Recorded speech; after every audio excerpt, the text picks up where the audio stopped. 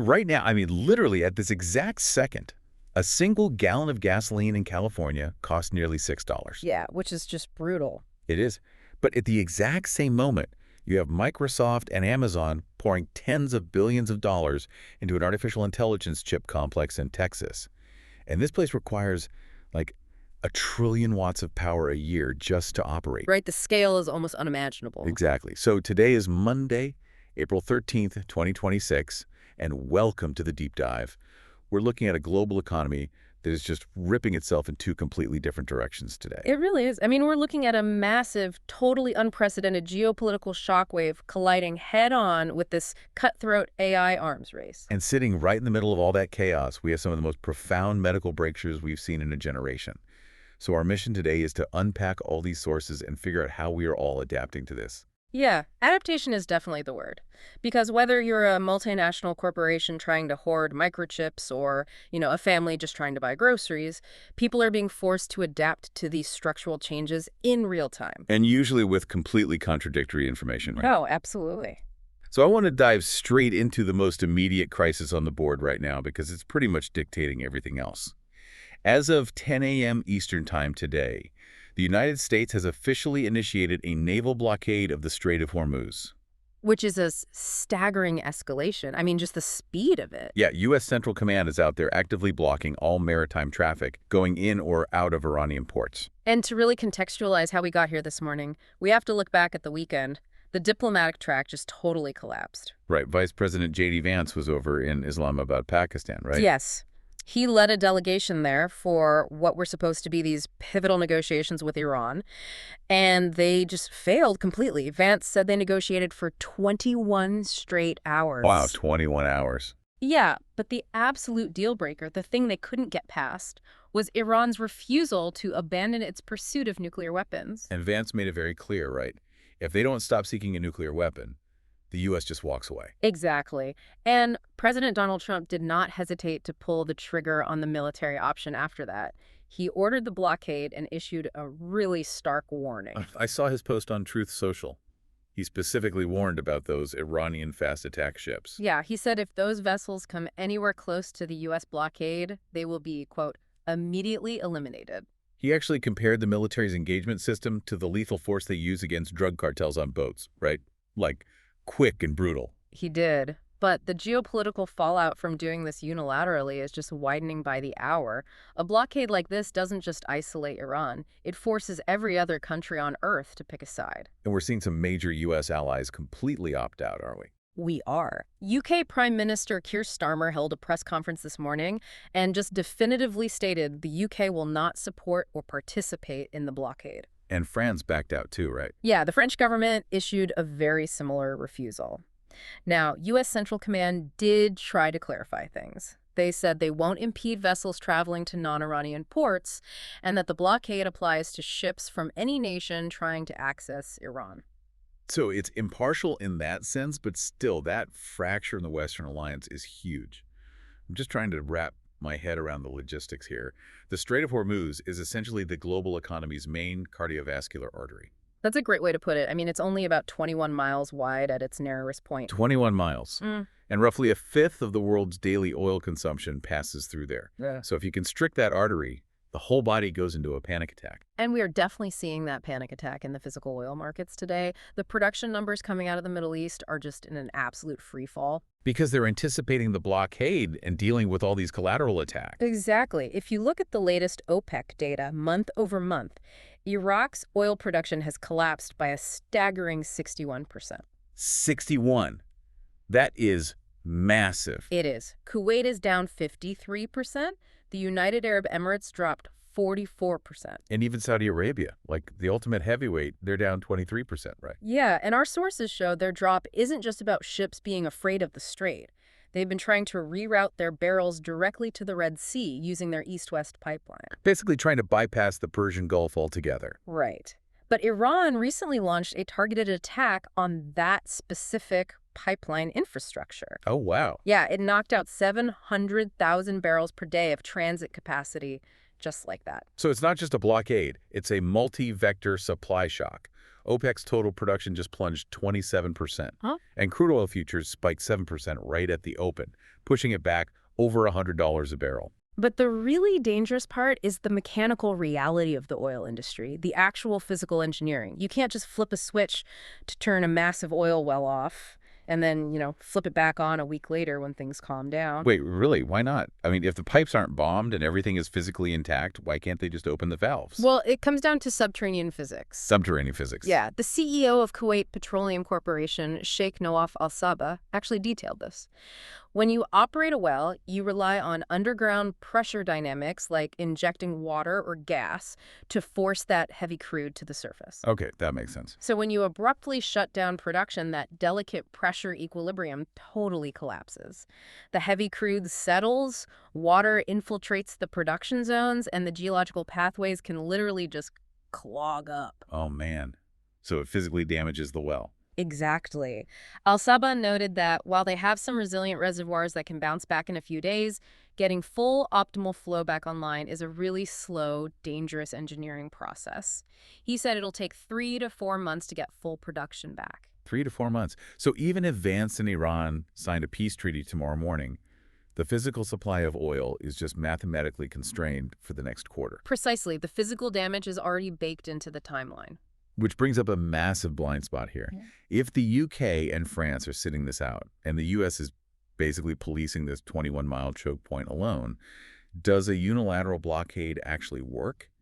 Or does it just create, the most lucrative black market in history right under the Navy's nose? I mean, the enforcement logistics are incredibly daunting. The Persian Gulf is vast, and when crude is sitting above $100 a barrel, the financial incentives to smuggle oil are just astronomical. Because Iran already has that massive ghost fleet, right? Yeah, they routinely turn off their tracking transponders to hide. They do these ship-to-ship crude oil transfers in the middle of the night, blending Iranian oil with other nations' crude to hide where it came from. That's wild. So the Navy's out there trying to play whack-a-mole with ghost ships. Pretty much. And it really tests the limits of U.S. naval power, especially when our usual maritime allies aren't helping patrol the waters. And while that's happening, the localized pain is hitting American drivers instantly. The national average for gas is sitting at $4.13. But then you look at California, and it's a completely different universe. Oh, absolutely. The average there is $5.89, and diesel just hit a horrifying record of $7.75. Yeah, because California is structurally isolated from the rest of the domestic oil market. They are uniquely vulnerable to these international shocks. I know they have strict environmental laws, but in a crisis, why can't they just truck in crude from Texas or North Dakota? Because of the specific chemical requirements of their fuel, California mandates this proprietary blend designed by their Air Resources Board to reduce smog. Only a very select number of refineries on the entire planet are even calibrated to make it. Wait, really? The whole planet? Yes. And on top of that, California doesn't have interstate pipeline connections to bring refined gas over the Rocky Mountains from the Gulf Coast. So they import almost 75% of their crude by sea. And they get most of that from Asia, right? Like South Korea and India. Correct. But those Asian markets are currently in a state of sheer panic because they rely heavily on Middle East oil. South Korea just put emergency fuel export caps in place to protect their own supply. So California is essentially standing at the back of a panicked global line, begging for a specialty product nobody wants to sell them. Exactly. Andy Walls, the president for downstream operations at Chevron, pointed out that Asian nations view this as a national economic security issue now. They won't send fuel across the Pacific to California unless they are paid absolutely exorbitant rates. And the Asian financial markets reacted immediately, right? The Nikkei, the Kospi, the Hang Seng, they all traded way lower as they priced in that energy scarcity. They did. But this is where things get weird. A physical supply chain shock like this usually triggers a massive Wall Street sell-off. No.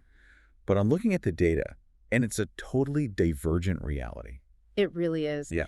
The disconnect between physical energy markets and equity markets right now is one for the history books. It's like a weather forecaster looking out the window at a tornado, but confidently predicting a sunny afternoon because the thermometer in the basement says it's 70 degrees. Look at BlackRock. They oversee $14 trillion. Massive leverage. Huge. And they just raised their outlook for U.S. stocks to overweight. They're actively telling clients to buy American equities, saying the financial impacts of the Iran conflicts are contained. Well, their rationale requires looking past the geopolitical headlines. They argue the threshold for a direct land war between the U.S. and Iran is still high, and they think back-channel deals will reopen the strait. But honestly, their real thesis has nothing to do with oil. It's tech, isn't it?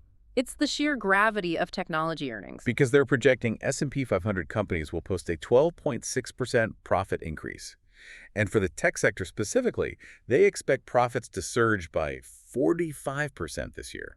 45. We are witnessing a profound structural evolution. The sheer scale and cash reserves of these tech monopolies are starting to mathematically dwarf traditional macroeconomic indicators. It's like tech generates its own gravitational pull now. Yeah, BlackRock noted that the valuation of the tech sector compared to the other 10 sectors of the S&P 500 is actually at its lowest relative point since mid-2020.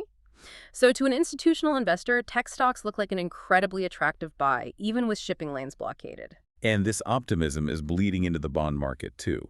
Treasury yields are paradoxically edging lower. The 10-year note dipped to 4.291%, which makes no sense to me because wouldn't a $100 barrel of oil trigger massive inflation and destroy bond values? You'd think so. But the bond market is making a very calculated gamble. They're betting that this inflation shock is a temporary, politically driven blip. They're clinging to hopes of a diplomatic resolution. Fueled by Trump mentioning that Iranian officials reached out and want to make a deal really badly. Exactly. But when you pull back the curtain on the big banks, that rosy narrative gets incredibly complicated. Oh, yeah. Let's talk about Goldman Sachs. They just kicked off bank earnings season, and on the surface, they completely crushed it. Earnings per share of $17.55 and revenue of over $17 billion. They saw a massive 48% surge in their investment banking business from mergers and record results in equities trading. Which perfectly illustrates how Wall Street monetizes chaos. Right. Oh, absolutely. When global markets are violently churning from AI disruption and geopolitical shocks, institutional investors can't just sit still. They're constantly trading, buying complex derivatives to hedge their risks. And Goldman's prime brokerage sits right in the middle of that storm, making a fortune just matching buyers and sellers. But despite those record revenue numbers, Goldman's stock actually fell over 2% after the announcement. Because the institutional investors look beneath that top-line revenue to see the cracks. And Goldman revealed a massive crack in their fixed-income trading unit. They missed expectations by like $910 million there, right? They did. Revenues from interest rate products and mortgages were way down. But the real alarm bell. Their provision for credit losses more than doubled analysts' estimates, hitting $315 million. Okay, let's break that down for everyone listening. A provision for credit losses.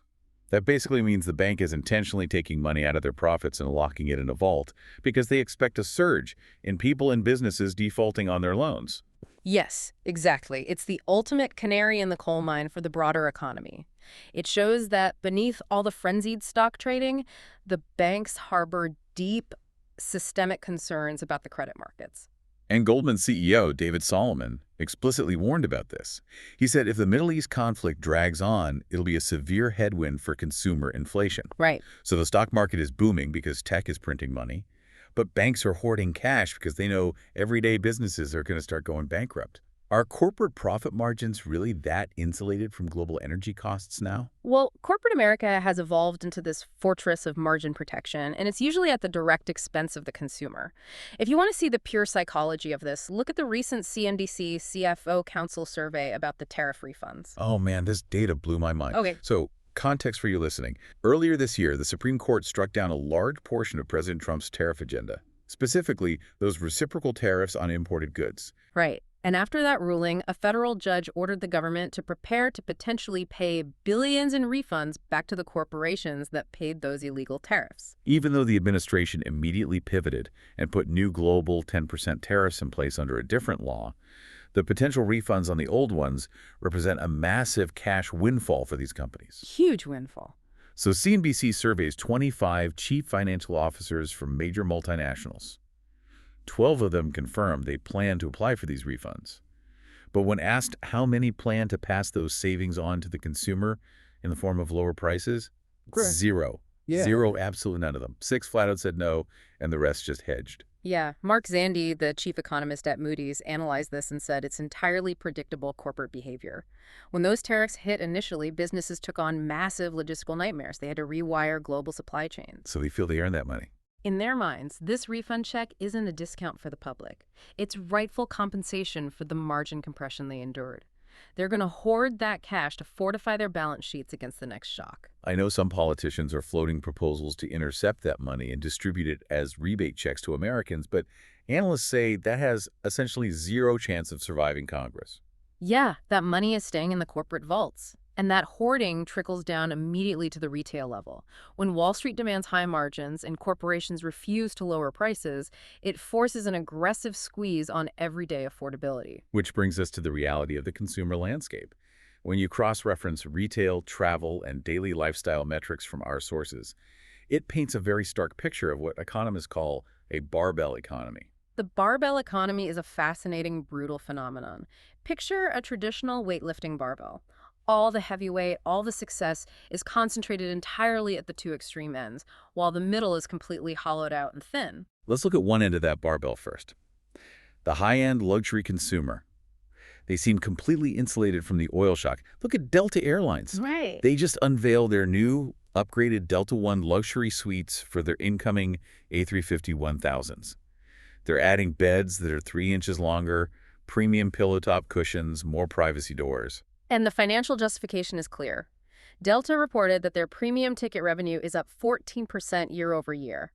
The whole airline industry is locked in this premium cabin arms race. Because the wealthier demographic is driving the vast majority of profit growth, totally ignoring the inflation-hitting economy class. And we see the exact same thing in the auto sector with Ineos Automotive. Oh, the Grenadier. Yes, this is a startup backed by a British billionaire, Sir James Ratcliffe. The origin story is wild. He allegedly came up with a concept for this rugged SUV while sketching on a napkin in a London pub called the Grenadier. And naturally, he named the vehicle after the pub. Naturally. But this isn't a cheap, bare-bones truck. It's a highly engineered luxury off-roader starting north of $71,000. And demand is surging.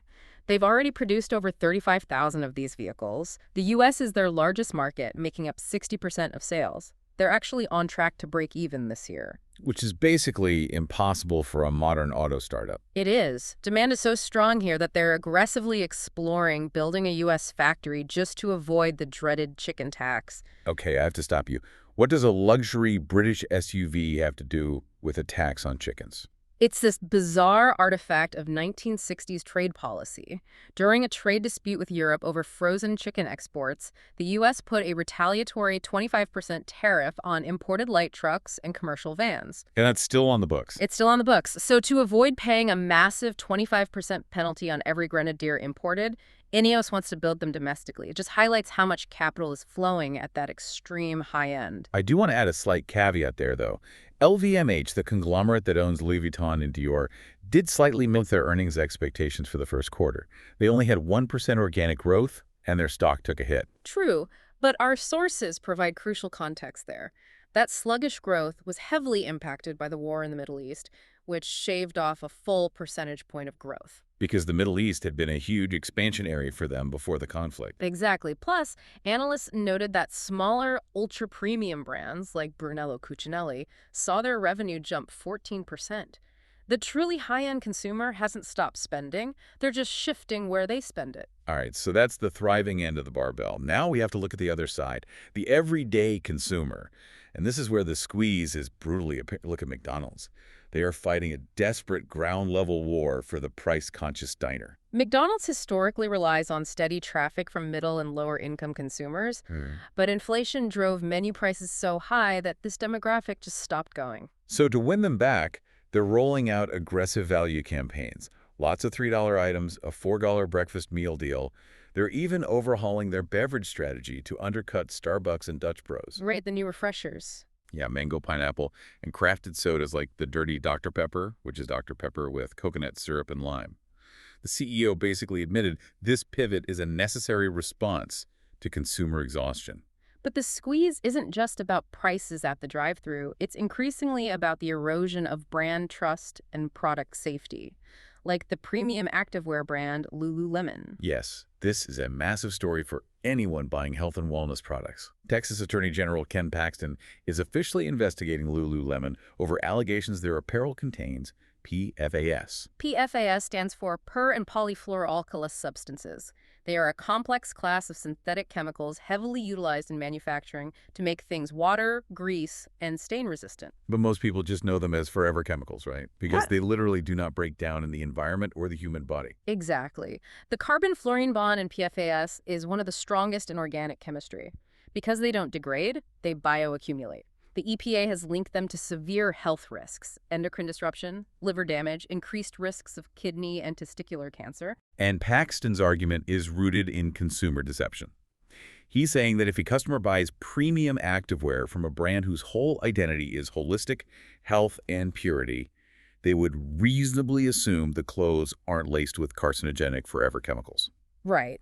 If this investigation proves those chemicals are present, it's a catastrophic betrayal of trust for a demographic that pays a huge premium.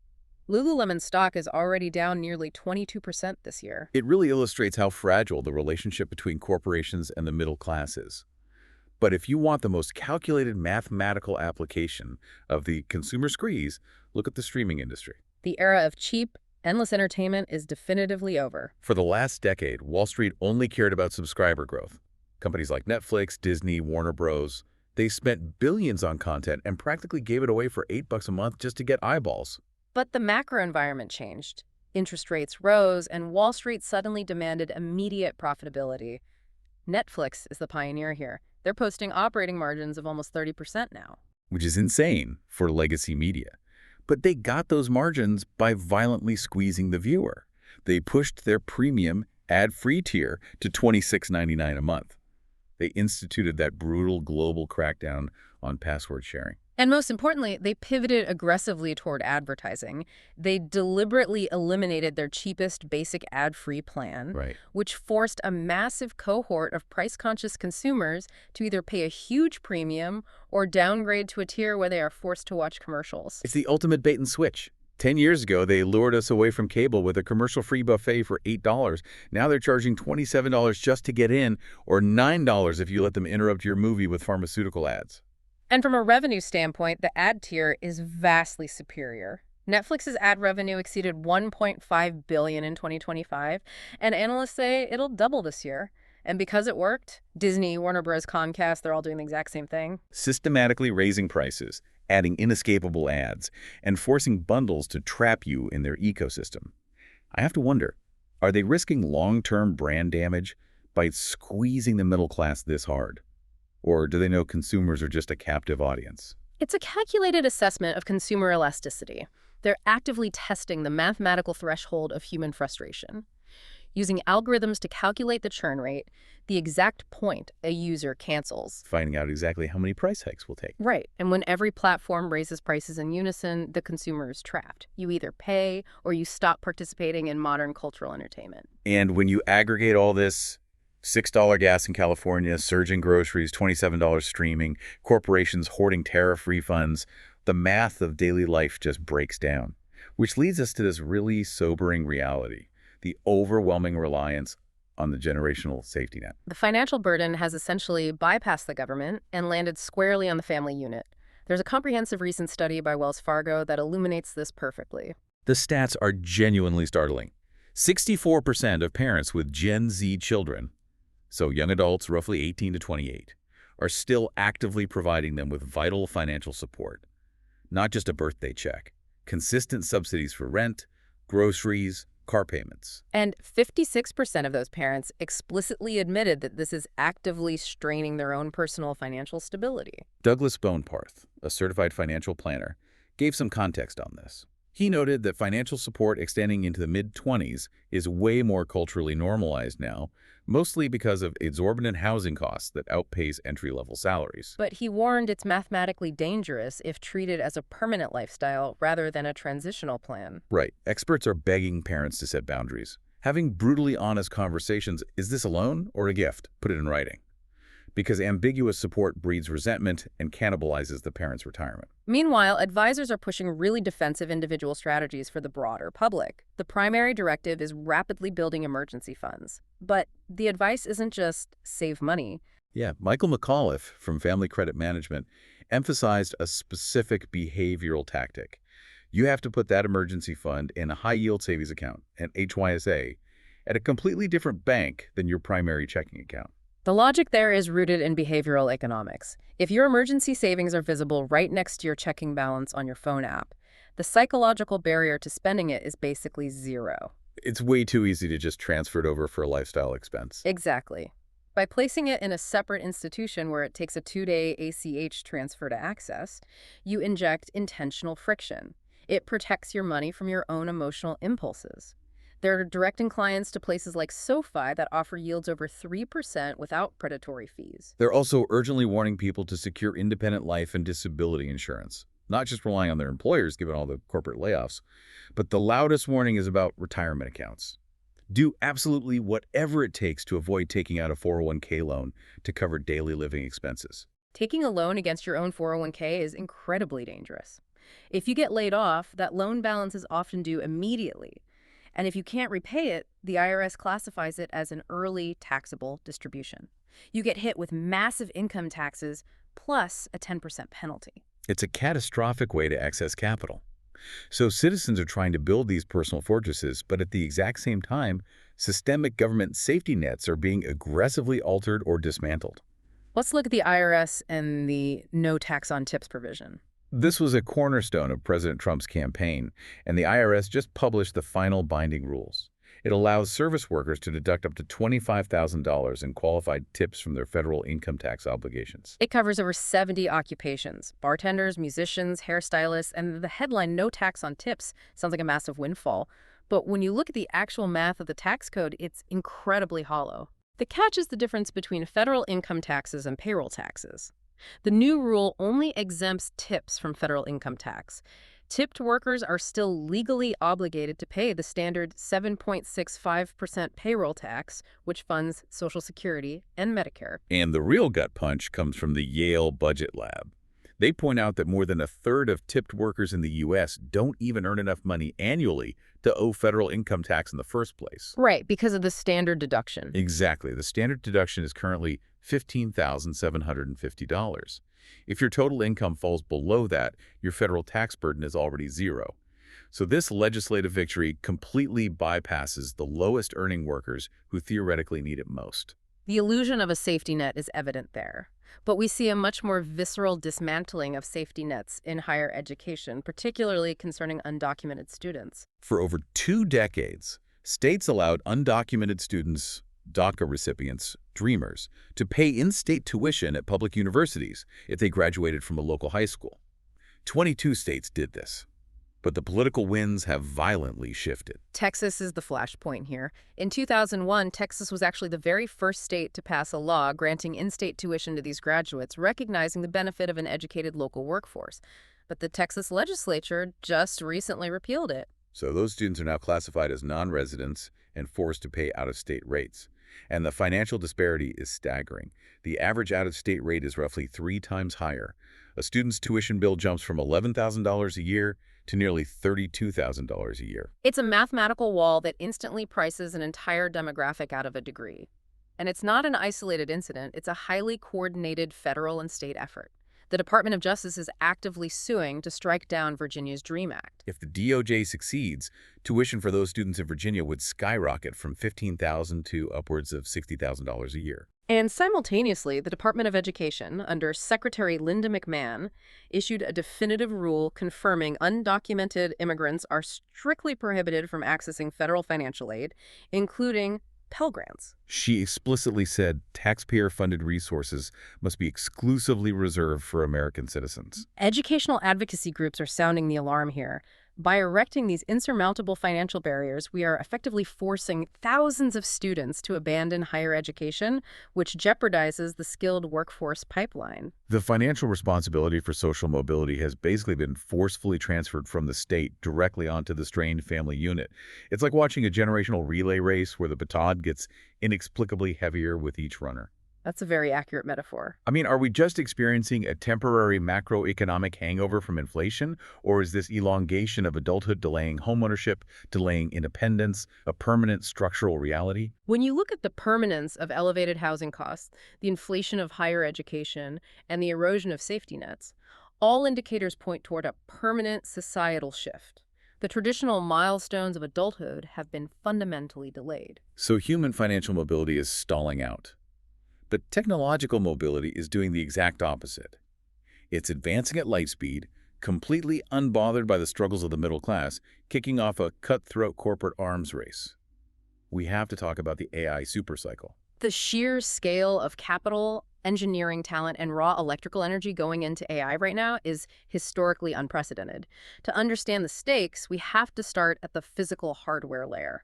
Let's look at Intel. Their stock just had a historic 9-day winning streak, surging 58%. It's their most aggressive run since the 1970s, and it's entirely fueled by alliances designed to secure the AI supply chain. Intel expanded their enterprise partnership with Google, supplying advanced Xeon 6 CPUs for Google's AI workloads. But the real catalyst is their involvement in Elon Musk's Terafab project. Terafab. It sounds like a facility out of a sci-fi novel. Musk is building an absolutely massive AI chip complex in Austin, Texas. The goal is to design custom silicon for SpaceX, xAI, and Tesla's robotics, and Intel is bringing their fabrication expertise. And the stated goal of Terafab is to produce chips capable of generating 1 terawatt per year of compute power.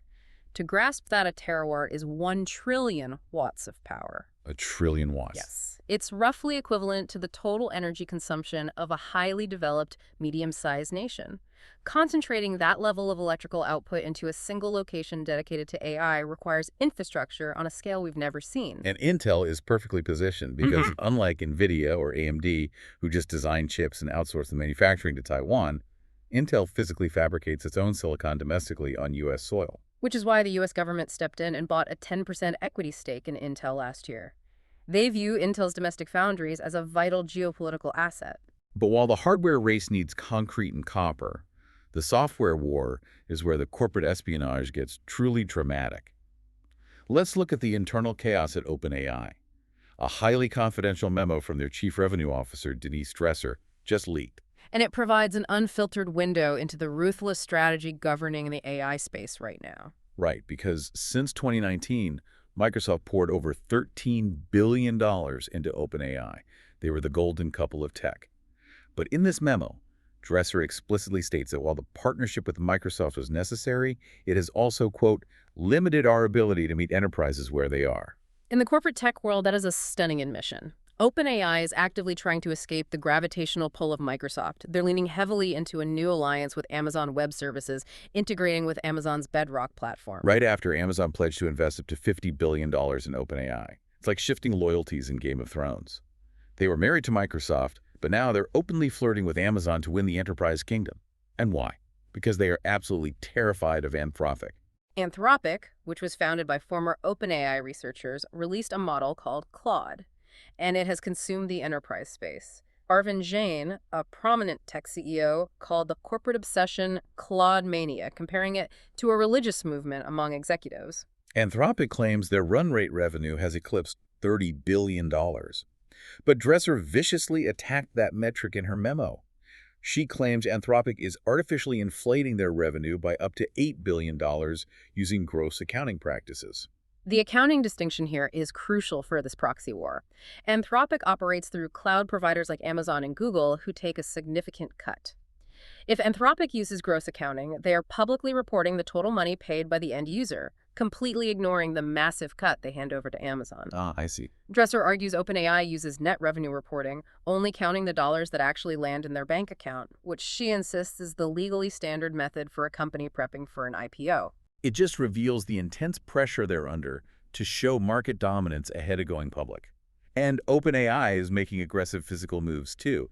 They just signed a lease for an 88,000 square foot permanent office in London for over 500 employees. Which is fascinating timing, because days prior, OpenAI officially halted their multi-billion-dollar Stargate AI infrastructure project in the UK, citing exorbitant industrial energy prices and regulatory hurdles. So they desperately want to harvest the elite engineering talent in London, but they absolutely refuse to pay the UK power grid to actually run their servers. It perfectly illustrates the borderless nature of tech entities. They extract human capital from one jurisdiction while anchoring their energy-intensive infrastructure in a totally different one. But AI transitions from corporate maneuvering to critical national security when we look at the newest models. Anthropic recently released a model designated Mythos. And Mythos is not designed to rate poetry or emails. It is highly specialized in identifying complex cybersecurity flaws deep within software architecture. And it is so capable that it triggered absolute alarm bells at the highest levels of the U.S. government. Before Anthropic was allowed to release it, CEO Dario Amodei was summoned to Washington. He was interrogated by Fed Chair Jerome Powell, Treasury Secretary Scott Bessent, and VP J.D. Vance. Their sole objective was assessing the catastrophic cyber risks to U.S. financial institutions. If you're wondering why the Fed chair cares about coding software, you have to understand zero-day vulnerabilities. If an AI can perfectly instantly identify structural flaws, a bank can use it defensively to patch holes. Right. But if a hostile state actor gets that same model, it could find a backdoor into the SWIFT banking system in seconds, potentially collapsing the financial grid. So AI has officially crossed the Rubicon. Washington doesn't view it as a tech product anymore. They treat it like weapons-grade uranium. It's critical national security infrastructure. Which fundamentally alters regulatory oversight. When the Treasury Secretary is personally auditing a software model before release, it proves the government evaluates AI through the lens of systemic economic survival, not consumer data privacy. It's terrifying, really. But at the exact same time, that immense computational power that keeps the Treasury Secretary awake is achieving the literal impossible in healthcare. We have to look at the medical miracles happening right now, alongside the brutal realities of the pharmaceutical business. The clinical breakthroughs are historic. A biotech firm called Revolution Medicines just announced phase 3 trial results for a revolutionary pancreatic cancer drug, and the data is paradigm shifting. Pancreatic cancer is notoriously aggressive. Lowest 5-year survival rate of any major cancer, sitting at 13%. But Revolution Medicines developed a targeted pill called daraxonrasib. To understand why this is a miracle, you have to understand the biology. Daraxonrasib specifically targets RAS mutations, particularly the KRAS protein. In healthy cells, this protein acts as a switch regulating cell growth. But when it mutates, it gets stuck in the on position, driving tumor growth. Exactly. These mutations are in roughly 90% of pancreatic cancer cases. For decades, scientists considered the RAS protein undruggable because of its smooth, impenetrable molecular structure.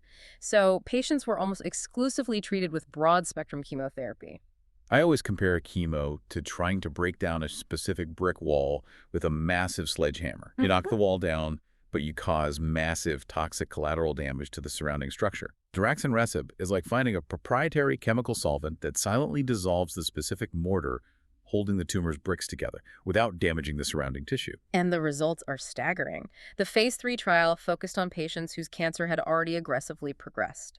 For those on traditional chemo, median survival time was 6.7 months. Okay. For patients on daraxonrasib, survival time jumped to 13.2 months. It virtually doubled the timeline and slashed the overall risk of death by 60%.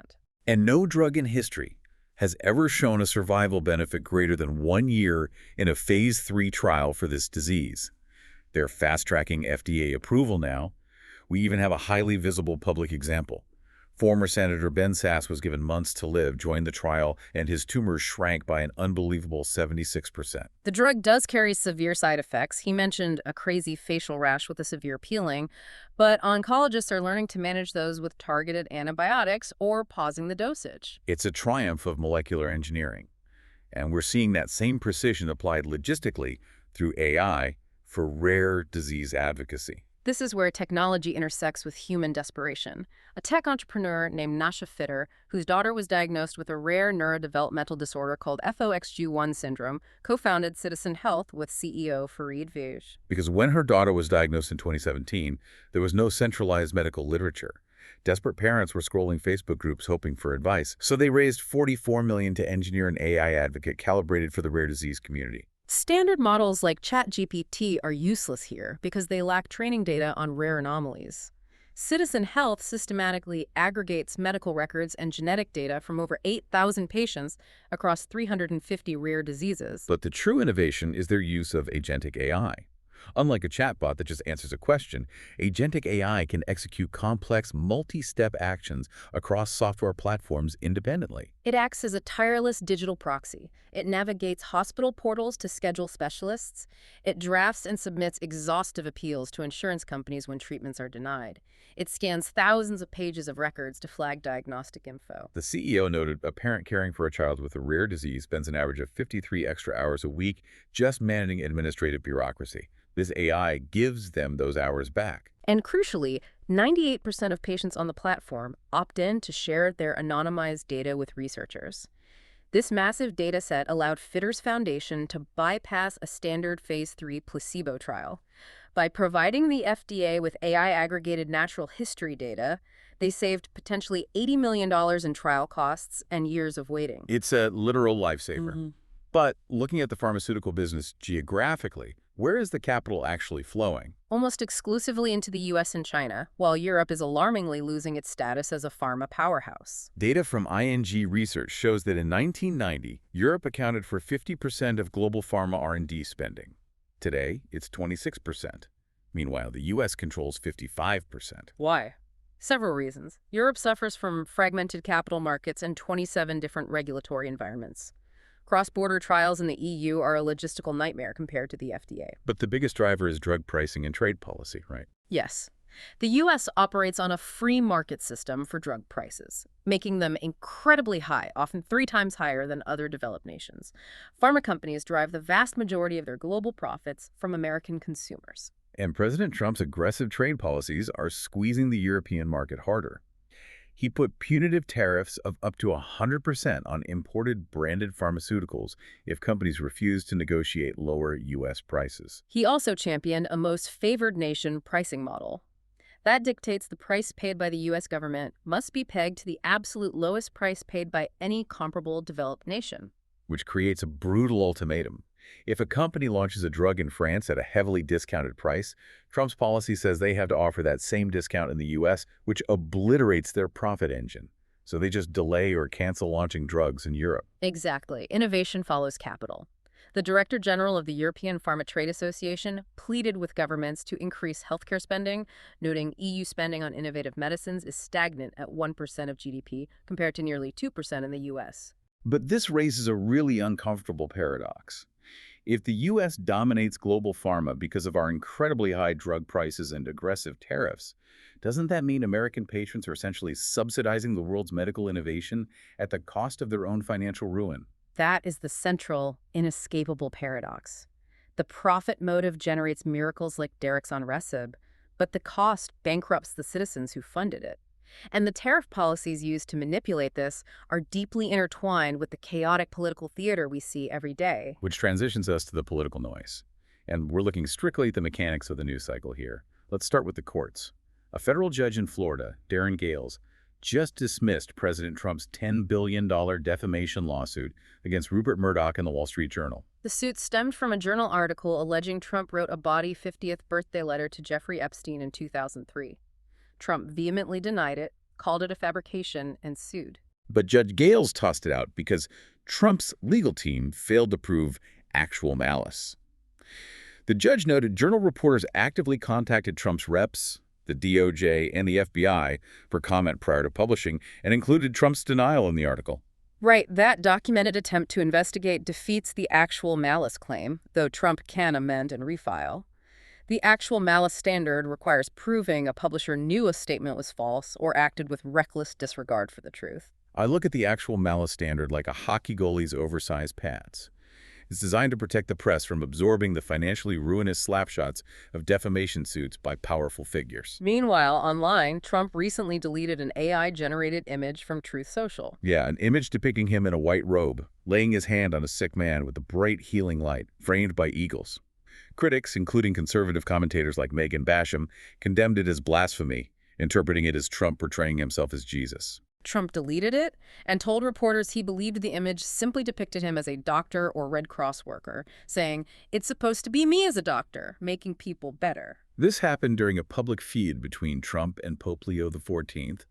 The Pope, the first U.S.-born pontiff, heavily criticized U.S. military actions in Iran and Venezuela, calling for an end to hostilities. Trump fired back on Truth Social, saying he doesn't need a pope who criticizes the American president, claimed Leo was elevated just to politically deal with Trump, and called him weak on crime and foreign policy. The Pope responded before a trip to Africa, calmly stating he has no fear of the Trump administration and reiterated his commitment to speaking out against war. We have federal lawsuits, deleted AI images, and feuds with the pope.